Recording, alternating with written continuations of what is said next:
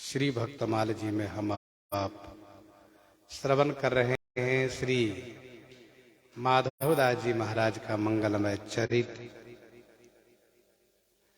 गढ़ा गढ़पुर नाम माधो बढ़ी प्रेम, भूमि लोटै जब नृत्य करई, भूलै सुधि अंग की। गढ़ा गढ़पुर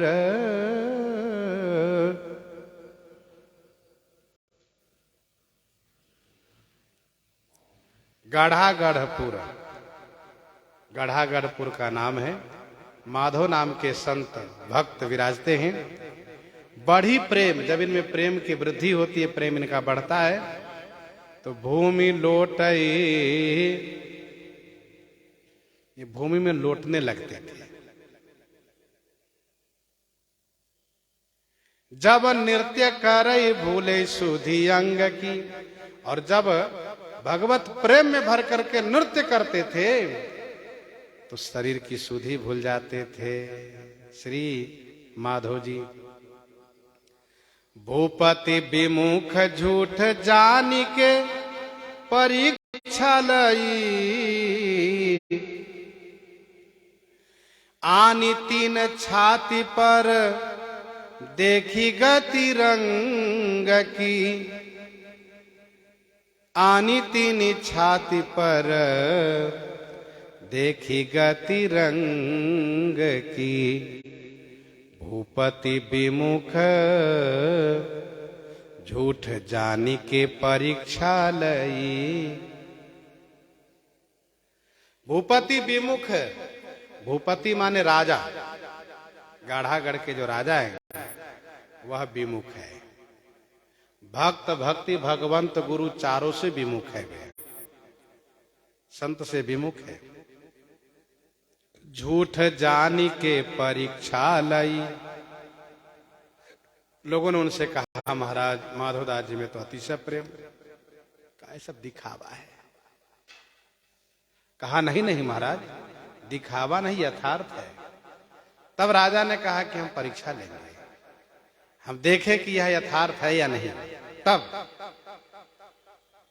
फिर कीर्तन के लिए उन्होंने अपने यहां बुलाया, और तीसरे मंजिल पर, जहां की छत पर कोई रेलिंग नहीं बनी हुई है, कोई रेलिंग नहीं है, उस छत पर मंडप बनवा दिया, चंदोबा तनवा दिया, और वहीं पर भजन कीर्तन का आयोजन रखा राजा ने।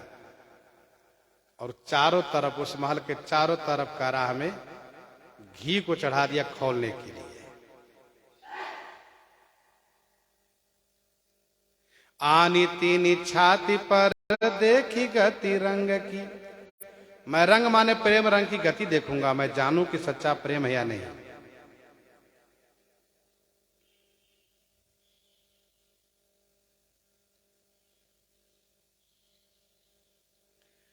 अच्युत चिंतत रोबत गावत आनंद हास विलास, करई बोल अलौकिक अद्भुत बोलत, नाचत यो तन भी बिसरई। अनुशीलन ध्यान समाधि लगाए कभी मुख, ते कछु ना बिखरई। निर्वर्त भयो जगते जन सोते ही के संग में, घनश्याम फिरई। चहु दिस बरसई भक्ति सुख, मही पावन आनंद, लोटी समेटे ताहि को प्रेमी जन आनंद सानंद। नूपुरानी बांधी नाची साच सो दिखाए दियो। माधवदास जी महाराज छत पर कीर्तन करने लगे, बड़े प्रेम में भर करके। नूपुरन बांधी, चरण में नूपुर बांध लिए हैं, नृत्य करने लगे। और इनमें प्रेमावेश आया तो लौटने लगे, और लौटते लौटते छत के नीचे आकर के खौलते हुए घी की कराह में गिर गए। साँच सो दिखाए दियो, गिरियो हूँ कराह मध मध्य, जियो मति पंग की। खौलते हुए घी की कराह में माधोदास जी गिर गए, लेकिन वह उसी भाव में कीर्तन कर रहे हैं। कोई उनको अचेत नहीं, कोई जलन नहीं, कोई परेशानी नहीं, कोई तपन नहीं, कोई घबराहट नहीं, कोई व्याकुलता नहीं।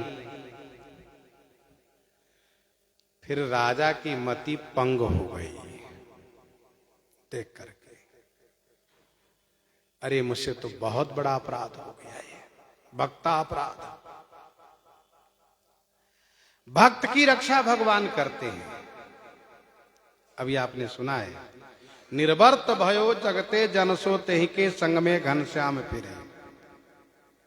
श्री प्रहलाद जी को मारने के लिए हिरण्यकश्यप ने अपनी बहन होलिका के साथ चिता में बैठा दिया, लेकिन अग्नि जब जलने लगी, धधकने लगी, प्रज्वलित हो गई, तो होलिका जल गई और प्रहलाद जी का एक रोम भी नहीं जला। हिरण्यकश्यप ने पूछा, क्यों, तुमको अग्नि नहीं जला रही है? कहा नहीं। क्यों नहीं जला रही है? कहा, राम नाम जपताम कुतो भयम, राम नाम जपताम कुतो भयम, सर्वताप समनैक भेषजम, पश्यतात मम गात्र सन्निधौ, पावकोपि सलिलायते धुना। जब श्री प्रहलाद जी ने कहा, तब उसको भी समझ में आया कि देखो इसकी रक्षा इनके भगवान कर रहे हैं। राजा की बुद्धि पंगु हो गई।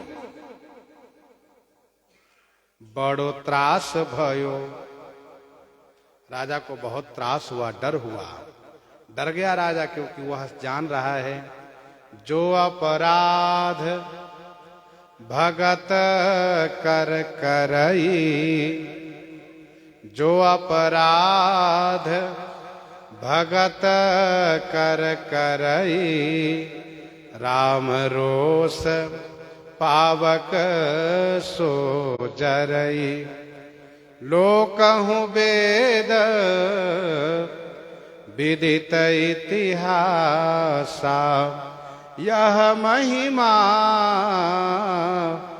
जानहि दुर्वासा। राजा बहुत डर गए। नृपदास विश्वास बढ़ियो। अब राजा को भक्त में, दास में विश्वास बढ़ा। बढ़्योर भाव, हृदय में भक्तों के प्रति, संतों के प्रति भाव बढ़ा। रति न्यारिया प्रसंग की, स्वामी प्रियादास जी कहते हैं इस प्रसंग में प्रेम की रति, प्रेम की दशा, न्यारी माने विलक्षण है। ऐसे माधवदास जी।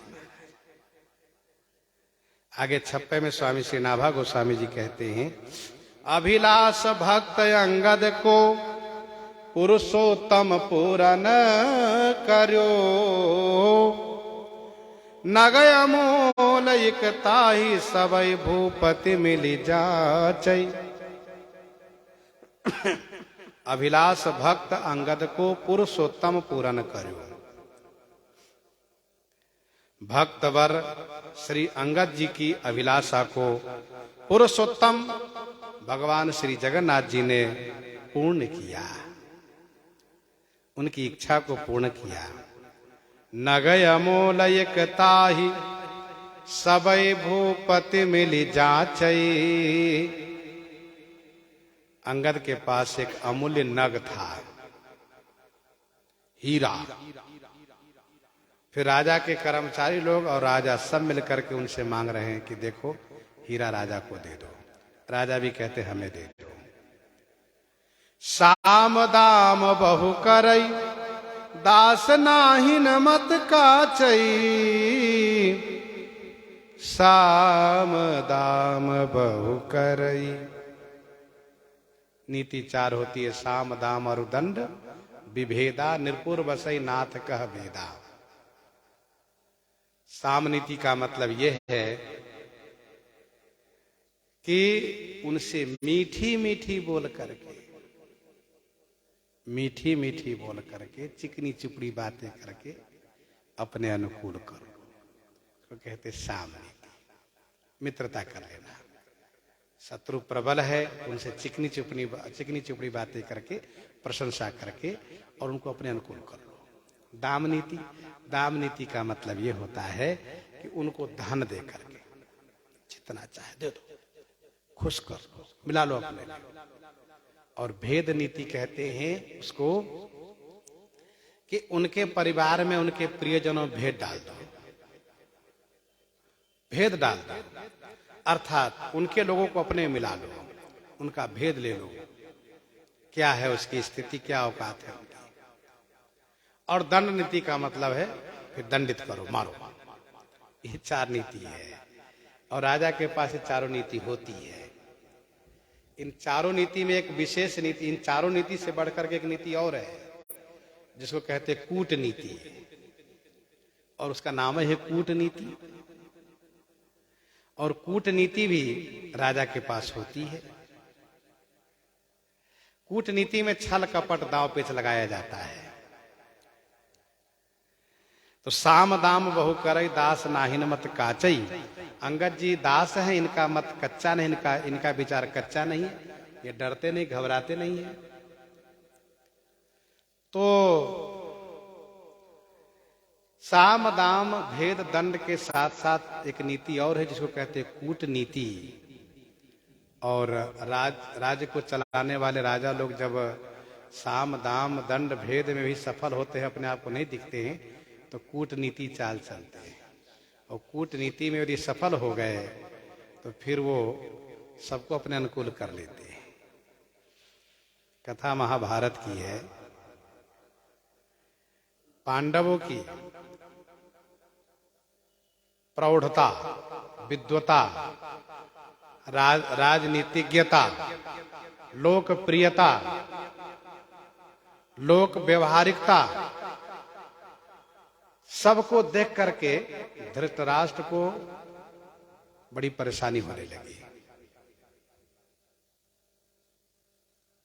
धृतराष्ट्र को बड़ी परेशानी होने लगी। सारे गुण इन पांडवों में ही है। जिधर से सुनो उधर से इन्हीं की प्रशंसा हो रही है, सब लोग उन्हीं की प्रशंसा कर रहे हैं। महाराज, अरे आपके पांडव तो फिर क्या कहना है, बड़ी प्रशंसा, बड़ा तारीफ सुन सुन करके वे बड़े परेशान हो रहे हैं।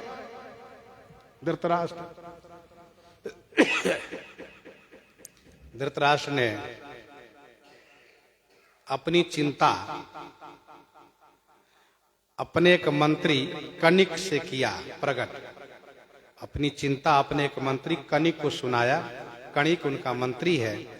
वो कूटनीति का बहुत बड़ा विद्वान है। कूटनीति में बहुत पंडित है, बहुत बड़ा पंडित है, कुशल है। इन्होंने अपनी चिंता उनसे कही। कूटनीति शास्त्र विशारद इनका पद है कनिक का।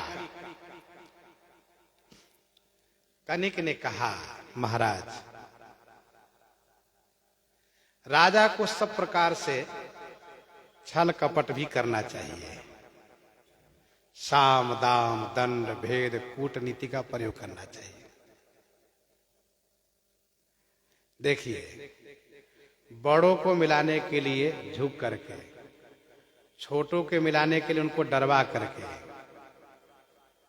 और लोभी को मिलाने के लिए धन दे करके, जैसे बने राजा को अपना स्वार्थ साधना चाहिए, अपना काम बनाना चाहिए। और कनिक ने ऐसा धृतराष्ट्र को पढ़ाया पाठ कि धृतराष्ट्र फिर इनके लिए लक्षागिरी की तैयारी करा दिया। कहा, इन लोगों को, इन पांडवों को लक्षागिरी में जला डालो। ये उसी के देन है, उसी की मंत्रणा है।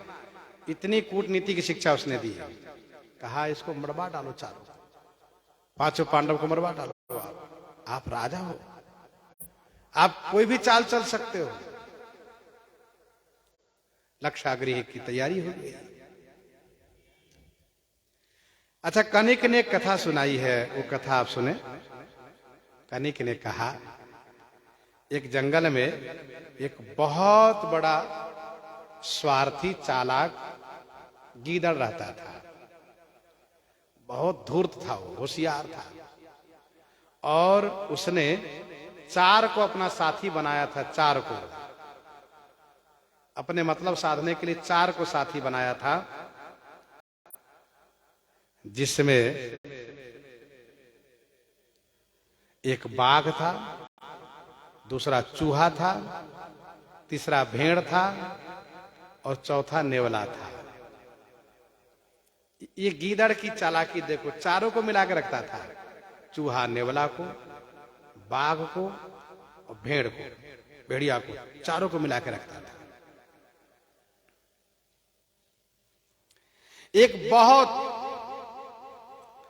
बढ़िया हिरन दिखाई पड़ा गीदड़ को, और गीदड़ को उसके मांस खाने की इच्छा हो गई।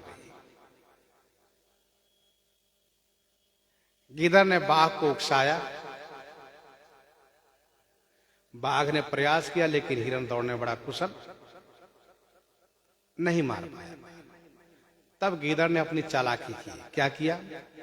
गीदड़ ने कहा चूहे से, कहा सुन, एक काम करो, जब हिरन सोता रहे तो उसके पांव में कुतर दो, उसके पांव में घाव कर दो, तो भागने में कमजोर हो जाएगा। फिर हम सबको उसके मांस खाने को मिलेगा। हमारे पास है ना मित्र बाघ भाई, चूहा भाई, तुम कुतर दो उसके पांव को, तो बाघ भाई उसको मारेगा। कहा ठीक है। अब चूहे ने क्या किया? गीदड़ के कहने पर उसके पांव में घाव कर दिया, कुतर दिया। कोई चूहा ऐसे होते हैं कि वो सोए में काट लेते हैं, तो हिरन का पांव कुतर दिया।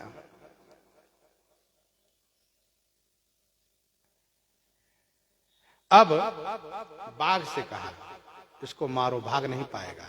कहा कैसे? कहा देखो, बाघ ने छलांग लगाया, हिरन भागने में सफल नहीं हुआ कि उसके पांव में पीड़ा है, घाव है। बाघ ने उसको मार दिया। अब हिरन मर गया। मर जाने के बाद फिर गीदड़ ने क्या चालाकी की? गीदड़ ने कहा सुनो, अब सब लोग नहा के आओ, तब इसका मांस खाओ।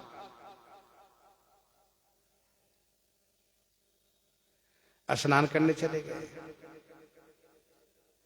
और जब सब स्नान करने चले गए तो स्नान करके पहले बाघ आया क्योंकि उसने मारा है। तो गीदड़ बड़ा उदास बैठा है, मुंह लटका करके, जैसे मानो उसके ऊपर विपत्ति आ गई, बहुत उदास बैठा है। ये उसकी चालाकी है। बाघ ने पूछा मित्र क्या बात है, क्यों उदास हो? कहा कि मैं इसलिए उदास हूं, चूहा आपकी बुराई कर रहा था। चूहा कहा कि बाघ में यदि अपना बल होता तो स्वयं को शिकार नहीं करता। मैंने हिरन के पांव कुतर दिया, मैंने हिरन को घाव कर दिया, तो बाघ ने मार दिया। सोचता मैं बहुत बड़ा बलवान हूं। काय का बलवान है वो? यही मैं सोचता हूं कि सचमुच आप में बल है, आपको स्वयं को शिकार करना चाहिए। बाघ ने कहा ठीक है, यदि ऐसी बात है तो मैं इसको नहीं खाता हूं, मैं जा रहा दूसरा शिकार करूंगा। बाघ चलता भया।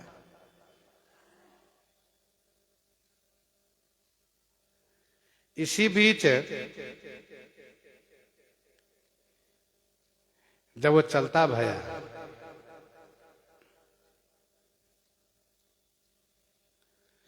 तो फिर चूहा भी आया। चूहा आया, भेड़िया आया,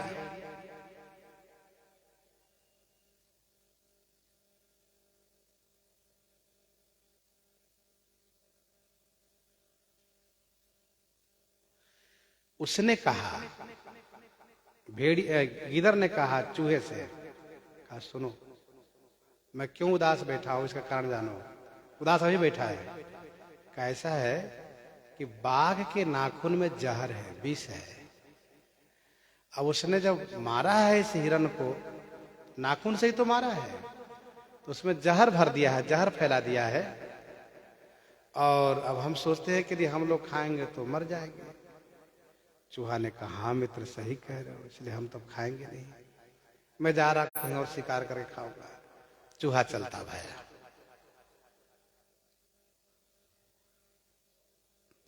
इसी बीच भेड़िया आया।